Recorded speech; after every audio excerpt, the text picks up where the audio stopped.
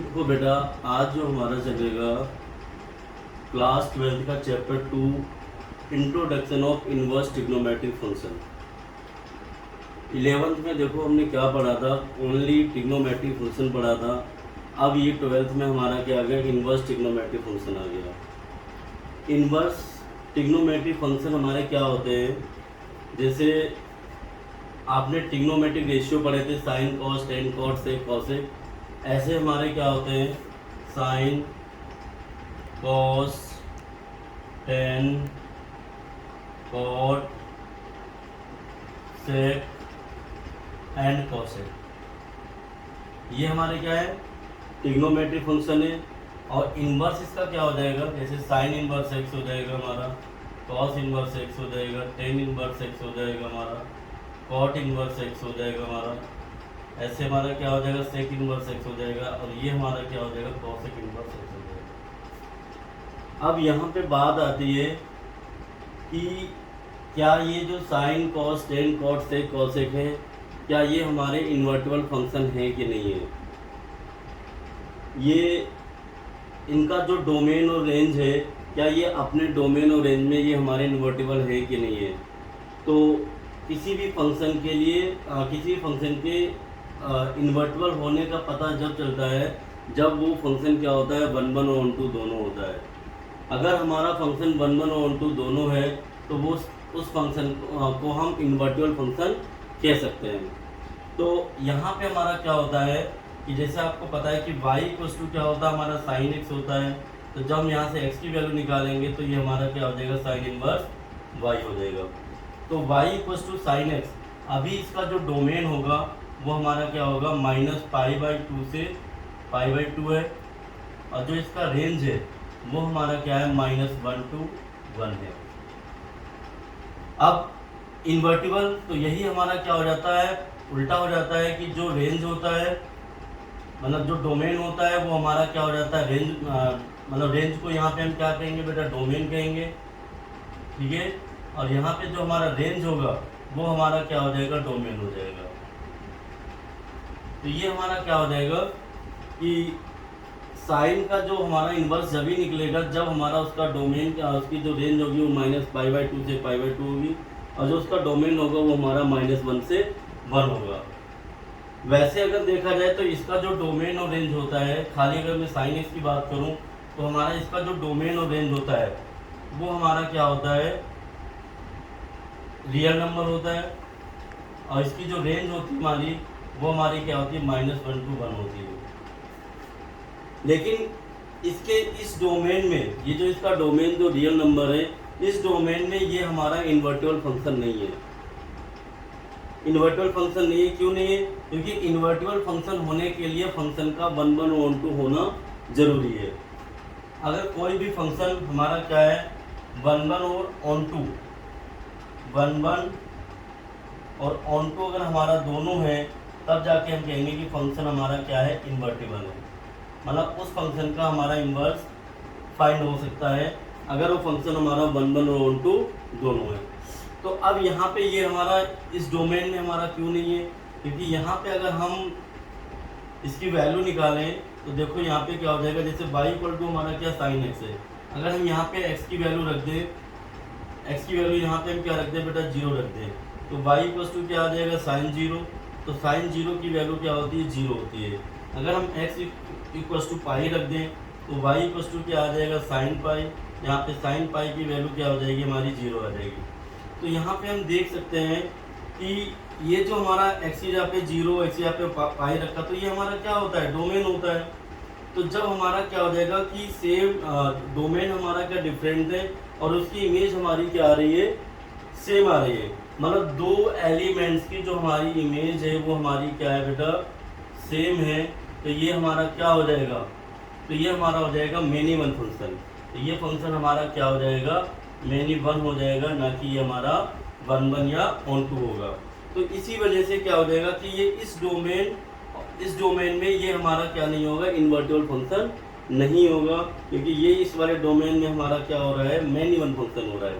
तो इसी वजह से क्या किया गया है, इसका ये वाला डोमेन लिया गया -π/2 से π/2। इस वाले में क्या है कि जो इसकी इमेज जो निकलेगी वो क्या होगी, यूनिक इमेज होगी, क्योंकि 1 हमारा जो फंक्शन होता है उसमें हमारा क्या होता है कि हर एक एलिमेंट्स की डोमेन के हर एक एलिमेंट्स की जो इमेज होगी वो हमारी क्या होगी, यूनिक होगी। ठीक है, तो ये हमारा क्या हो गया, इन्वर्टिबल फंक्शन हो गया। अब यहाँ पे थोड़ा सा ये याद रखना है कि जैसे हम कहते हैं कि साइन इनवर्स एक्स, तो साइन इनवर्स एक्स को हम 1/sin x नहीं लिख सकते हैं, ये हमारा गलत होता है, क्योंकि यहाँ पे जो हमारी जो पावर, ये जो -1 है, ये हमारी पावर को इंडिकेट नहीं करता है, ये केवल ये शो कर रहा है कि ये फंक्शन हमारा क्या है, इन्वर्स फंक्शन है या हमारा इन्वर्टिबल फंक्शन है। ऐसे अगर हमारा cos इनवर्स x हो तो इसको भी हम 1/cos x नहीं लिख सकते हैं, ये भी हमारा क्या है, गलत है।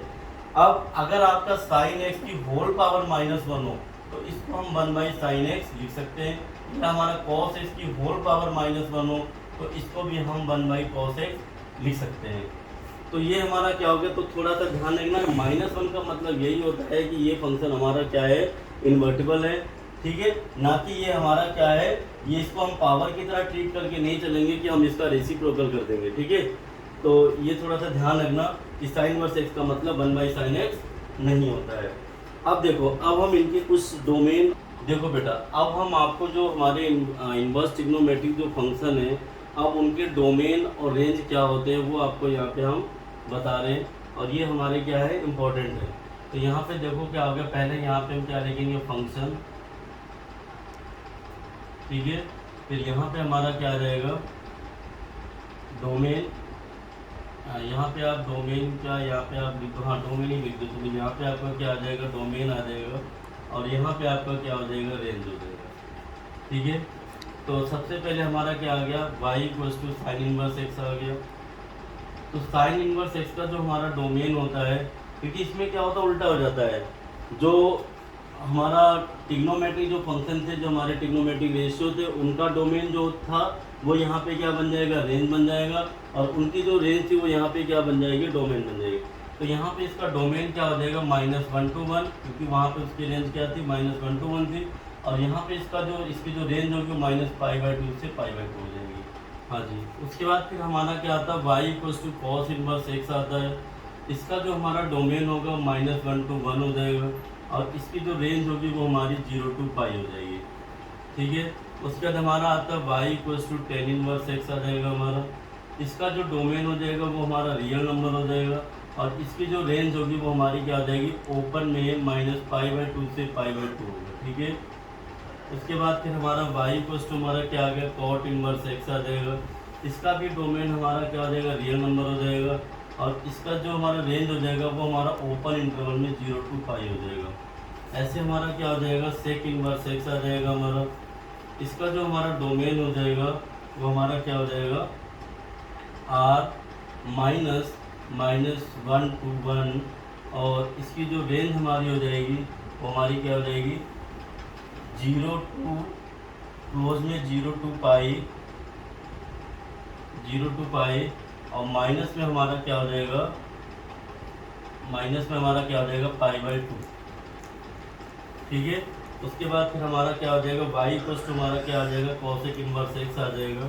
इसका जो हमारा डोमेन हो जाएगा वो हमारा सेम ही रहेगा, और जो रेंज इसकी हो जाएगी वो हमारी क्लोज में -π/2 से π/2। ठीक है, और इसमें आपका आ जाएगा 0। तो ये हमारे क्या हो गए, इनवर्स ट्रिग्नोमेट्रिक जो हमारे फंक्शन है उनके डोमेन और रेंज हो गए।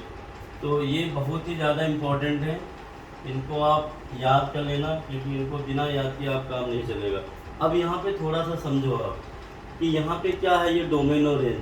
अब यहाँ पे आप देखो कि अगर x की वैल्यू हमारी -1 से 1 के बीच में है, तभी जाके वो हमारा क्या होगा, इन्वर्टिबल फंक्शन होगा, हमारा साइन इनवर्स x होगा। और यहाँ पे जो इसकी रेंज होगी वो हमारी -π/2 से π/2 है। इसका मतलब क्या होता है कि ये हमारा क्लोज इंटरवल है। क्लोज इंटरवल का मतलब क्या होता है कि हमें ये -π/2 भी लेना है, π/2 भी लेना है, और इसके बीच की सारी वैल्यूज़ लेनी है। ऐसे हमारा cos इनवर्स x आ गया हमारा, तो इसका जो डोमेन होगा वो हमारा क्लोज इंटरवल में -1 to 1 है। मतलब ना ये -1 से हमारा ये कम हो सकता है, ना ये हमारा 1 से ज़्यादा हो सकता है। ये क्या रहेगा हमारा -1 1 और इसके बीच की सारी वैल्यू आ जाएंगी। ऐसे हमारा इसका जो रेंज हमारा क्या हो रहा है, ये भी क्लोज इंटरवल में 0 to पाई हो गया, मतलब 0 से कम नहीं और पाई से हमारा क्या होगा, ज़्यादा नहीं होना चाहिए। तो ये हमारा क्या हो जाएगा, cos इनवर्स x का हो जाएगा। ऐसे फिर हमारा आ गया tan inverse x। tan inverse x का जो डोमेन होता है वो रियल नंबर होता है और इसकी जो रेंज होती है वो हमारी क्या होती है, ओपन इंटरवल में -π/2 से π/2। ठीक है, तो ये हमारा y को tan इनवर्स x में हमारा जो डोमेन है वो रियल नंबर है और रेंज इसकी जो है -π/2 से π/2 है। इसका मतलब ये ओपन इंटरवल में -π/2 से π/2 है। इसका मतलब ये है कि ना तो हमें -π/2 को लेना है ना हमें π/2 को लेना है, इनके बीच की सारी वैल्यूज में लेनी है। ये होता है ओपन इंटरवल का मतलब। अब आ गया y = cot इनवर्स x। यहाँ पे इसका जो डोमेन है रियल नंबर है और इसकी जो रेंज है वो हमारी क्या ओपन इंटरवल में 0 to पाई है। मतलब ये हमारा ना तो 0 पे डिफाइन है ना हमारा पाई पे डिफाइन है, 0 से पाई के बीच की सारी वैल्यू पे ये डिफाइन है। उसके बाद हमारा क्या y = हमारा सेक इनवर्स है। इसमें हमारा क्या हो जाएगा, जो डोमेन होगा वो हमारा क्या होगा, रियल नंबर में से -1 to 1, मतलब -1 और 1 के बीच की वैल्यू इसमें नहीं आएंगी हमारी। -1 भी आ सकता है, 1 भी आ जाएगा, प्लस का 1 भी आ जाएगा, लेकिन इनके बीच की सारी वैल्यू जो है वो हमारी डोमेन में नहीं आएंगी। रेंज में हमारा क्या हो जाएगा, 0 to पाई में से इसमें क्या हो जाएगा, इनके बीच जो π/2 आएगा उसको हमें नहीं लेना है, क्योंकि हमें पता है कि sec π/2 की जो वैल्यू होती है, cos π/2 की वैल्यू 0 होती है, sec π/2 की वैल्यू क्या होती है, अनडिफाइंड होती है, इसलिए अनडिफाइंड वैल्यू को हम नहीं लेते हैं। अब आगे हमारा y = cosec इनवर्स है, तो इसका भी जो हमारा डोमेन हो जाएगा वो रियल नंबर में से हम क्या करेंगे, -1 to 1 ओपन इंटरवल को इसको हम सब्ट्रैक्ट कर देंगे, क्योंकि इसका मतलब ये होता है कि हमें -1 लेना है, 1 लेना है, लेकिन इनके बीच की सारी वैल्यू को नहीं लेना है। ऐसे हमारा रेंज आ गया, तो रेंज में हमारा क्या हो जाएगा कि क्लोज इंटरवल में -π/2 से π/2 और इसके बीच में जो हमारा 0 आएगा, 0 नहीं लेना है, क्योंकि हमें पता है कि cosec 0 की वैल्यू क्या होती है, अनडिफाइंड होती है, इसलिए हमने इसको क्या कर दिया, यहाँ पे माइनस कर दिया। तो ये हमारा क्या हो गया, और ये जो सारी वैल्यू हमारी दे रखी है ये हमारी प्रिंसिपल वैल्यू दे रखी है और हमें यहाँ पे क्या जनरल वैल्यू की कोई ज़रूरत नहीं है, क्योंकि जनरल वैल्यू से हमें हमारे क्वेश्चन हमें सॉल्व नहीं करना है, हमें केवल प्रिंसिपल वैल्यू से क्वेश्चन सॉल्व करने हैं। तो हमें प्रिंसिपल वैल्यू याद रखनी है, जनरल वैल्यू को हमें याद रखने की ज़रूरत नहीं है। ठीक है।